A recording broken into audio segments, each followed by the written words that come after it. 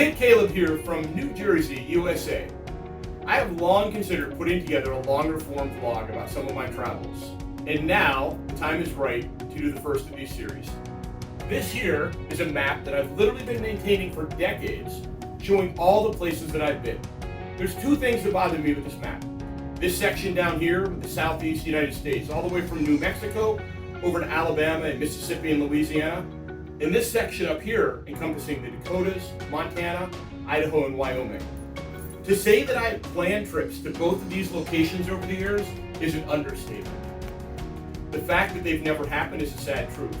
That is, until now.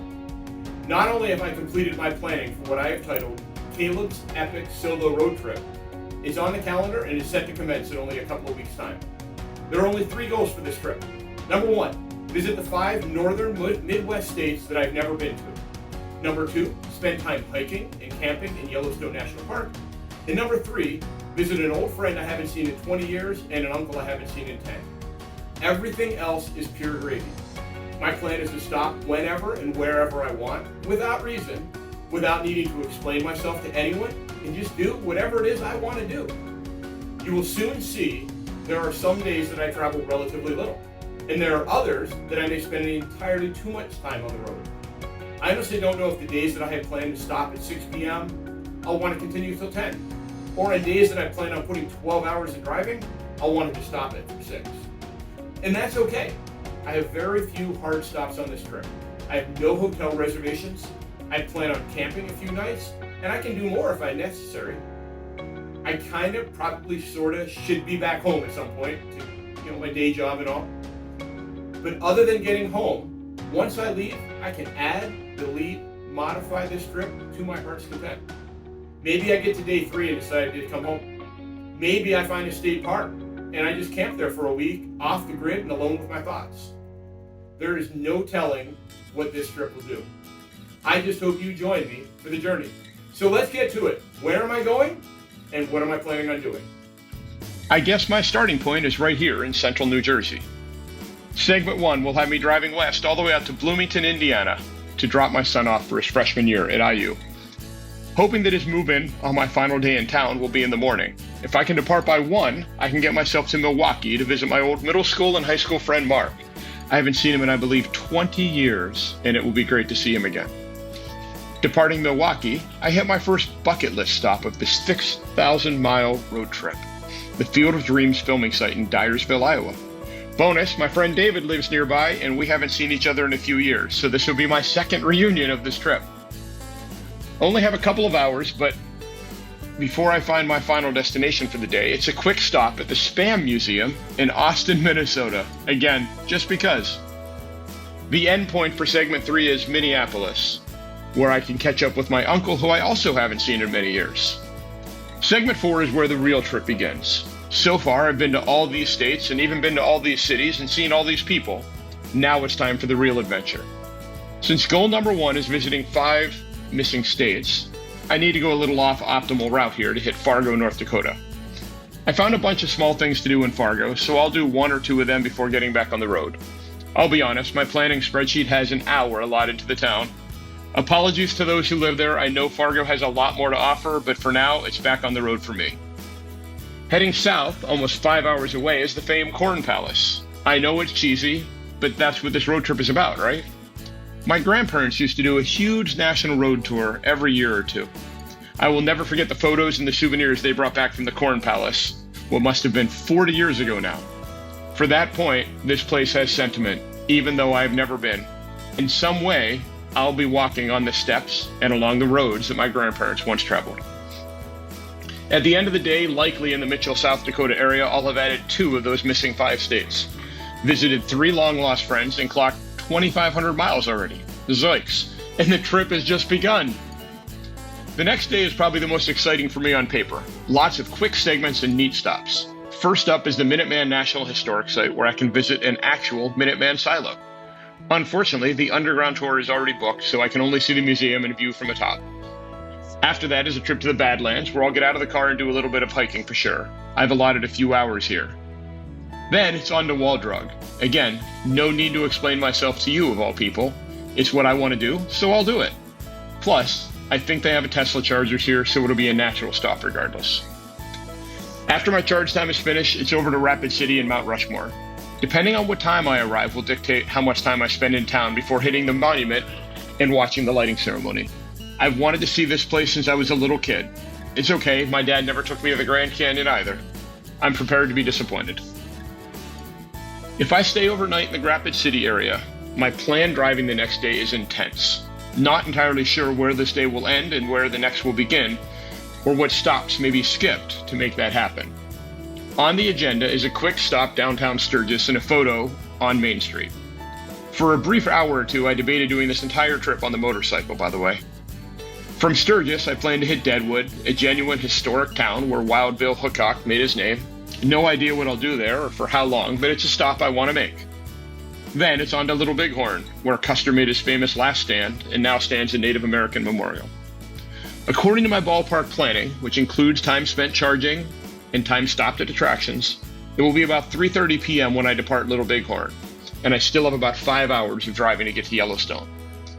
It would fit my schedule to get this whole Rushmore to Yellowstone done in a single day.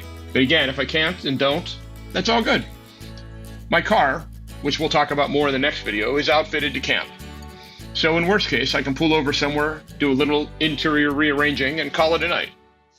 I've allotted 3.5 days to visit Yellowstone and the Grand Tetons.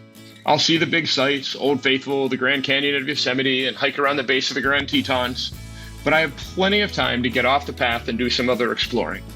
My plan is to stay at a hotel in West Yellowstone on my first night, after the long drive the previous day, before camping for 2 nights, then staying at Jackson Hole on my final night in the area. One day while up there, I'm going to take a morning breakfast run into Idaho to gather my 5th and final new state of this trip, and fulfill my primary goal of bringing my state's visited total to 42. I'm bringing my motorcycle gear, and I'm hoping maybe I can rent a motorcycle for this trip. Once I depart Yellowstone, I will have about 3,400 miles of the trip complete. The return trip will be more direct, with longer drive days and less pre-planned activities. I'm hoping I'll find some randomness to stop at, some roadside museum or attraction that catches my eye. My first day on the eastbound trip doesn't begin, on paper, until around 5 p.m. when I need to set off for Rock Spring, Wyoming.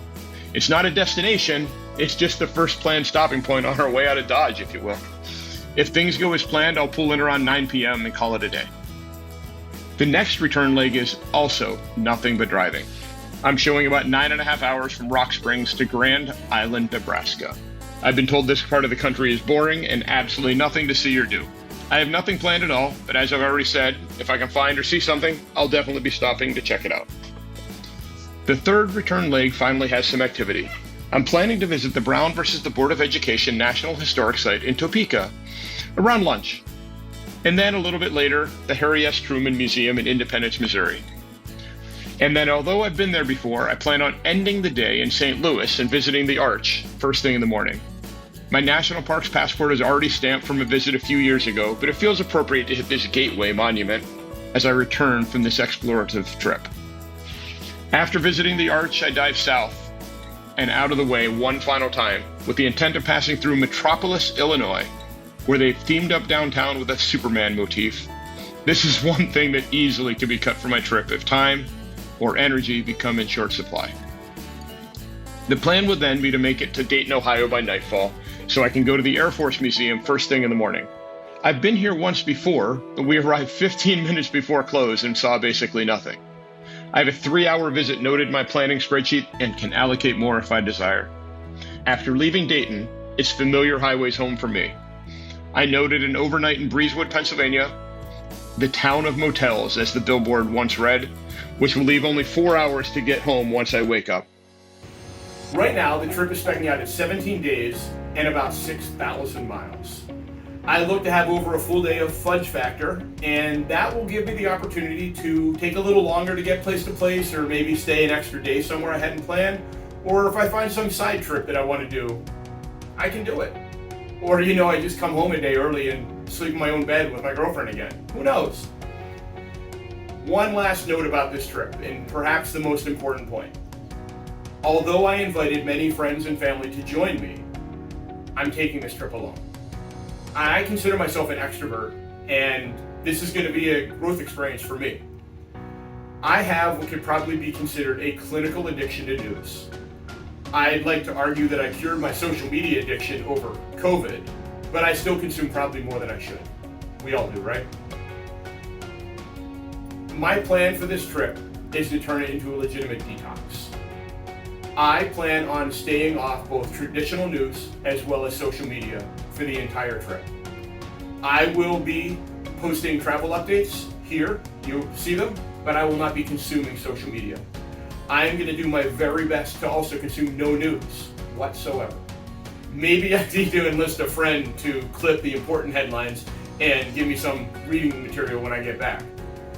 But more so, I'm not going to be reading or responding to any text messages. Not from my friends, not from my family, not even from my girlfriend. I need to take these 2 weeks to just be alone with my thoughts, in the wilderness, camping under the stars out west, and escape the drudgery that is the day-to-day. There is one person who can reach me in an emergency, and my phone's always going to be on. I have an Audible playlist and a bunch of podcast episodes, and I've downloaded some TV shows and movies because I don't think there's going to be Wi-Fi or cellular up where I'm at.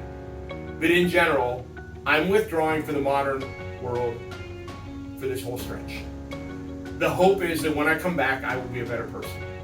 I will have better focus and the better ability to hear those voices that are important and more clearly, and most importantly, tune out those which are unnecessary. So won't you please join me on my adventure? And maybe after you see mine, you'll take the time and plan one of your own. To adventure.